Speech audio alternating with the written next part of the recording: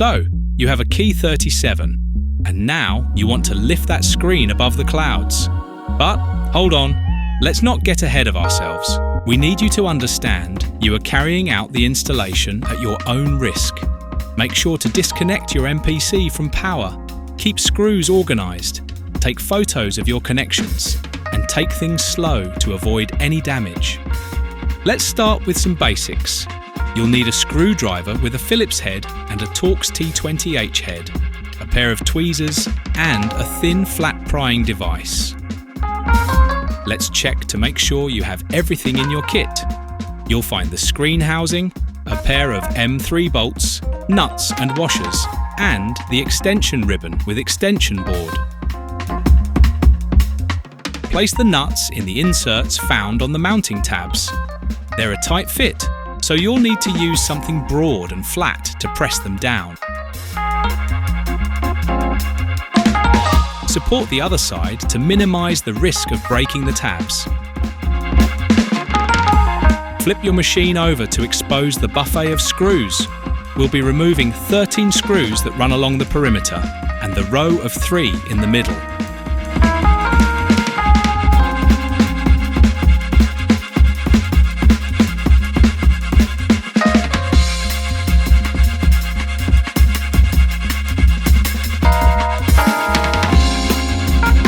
This is where you need your Torx screwdriver.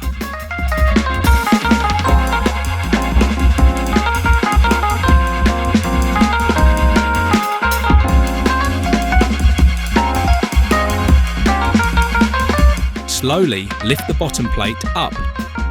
You can see there's a number of cables running between the two halves of the machine.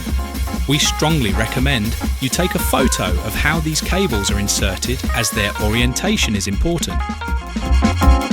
Proceed by disconnecting all the cables from the control panel board.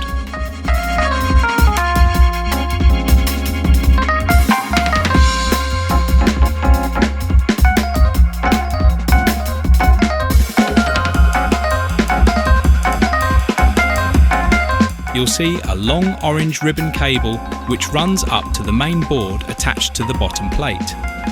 This belongs to the screen, so you can disconnect it from here. With the bottom plate free from chains, you can slowly lift it up and out. Disconnect the last 2 ribbon cables from the circuit board.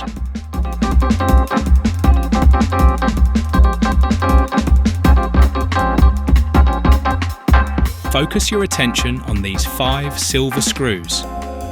They can be removed and are the only screws we need to remove from inside.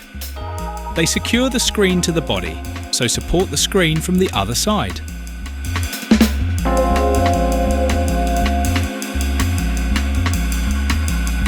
Once the screws are out, lift the chassis up slowly and make sure that the ribbons that are attached to the screen don't get caught on the way out.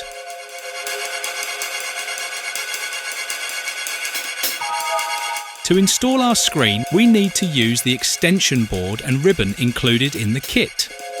The extension board has bottom-facing contacts, so both the screen end and the extension ribbon need their contact pins face down into the connector.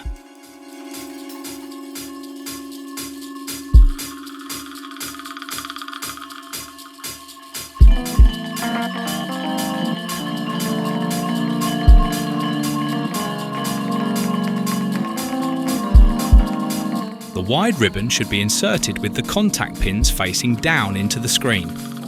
Do not insert it with the pins facing up. Doing so will cause irreversible damage. With the ribbons connected, it's time to insert the screen into its new housing. Insert the screen with the ribbons on the left-hand side. Slide along the guides while holding the cables against the back of the screen. Make sure the ribbons stay flat the whole way.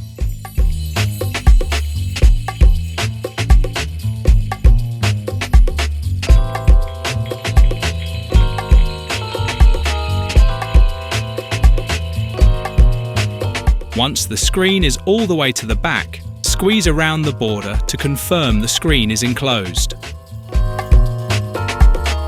Feed the ribbons through the chassis and align the 2 mounting tabs with the back holes.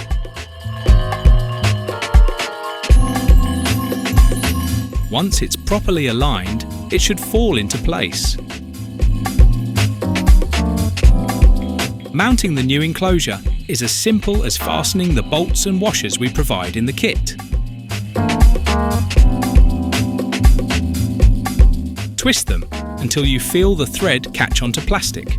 Then continue to twist until they feel secure. Don't try to over-tighten. This can damage the tabs.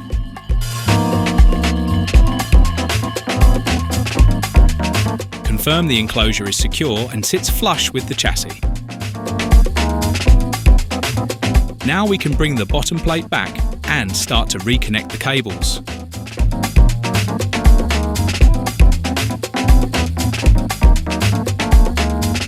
Remember to insert the orange ribbon with the contact pins facing out towards us. The extension ribbon is the same and should have the pins facing outward towards us. Once you have the cables connected, test that your machine is working properly. If you find that there's no response to touch, it means that somewhere along the extension line there's something not completely inserted. Turn off your MPC and try to reconnect the ribbons. Sometimes it just needs repositioning. All you have left to do is to seal the bottom plate back up. Thanks for following along. Now get back to playing those keys.